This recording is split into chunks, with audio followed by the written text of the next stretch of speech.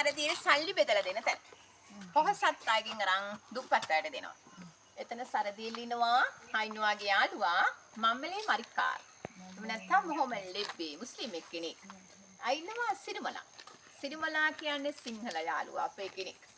සිරිමලාට කියලා යන්නේ සරදියෙල් මම ඉන්නේ කාදරගේ ගෙදර. කාදර කියන්නේ පල්ලෙහා ඉන්න තරම්වලකාරයා ගෙදර මොනවා හරි දැනගත්තොත් කියන්න කියලා. ඒ කාලේ අපේ රට පාලනය කරේ වික්ටෝරියා රැජින. මේ රැජින පණිවිඩයක් එවනවා සරදියෙන් අල්ලලා දෙන කෙනෙකුට පවුම් 150ක් දෙනවා කියලා. සිරිමලා ඔත්තුව දීලා තමයි 1864 මාර්තු 21 සරදියල්ගේ කණ්ඩායමයි ජාපොලිසියයි අතර වෙඩුවමාරුවක් යනවා. එතනදි තමයි ලංකාවේ පළමුවෙන්ම වෙඩි පහරකින් මැරෙන පොලිස් නිලධාරියෙක් සබාන්. ඒක තමයි අදටත් පොලිස් වීර දින ලෙස සමරන්නේ මාර්තු 21.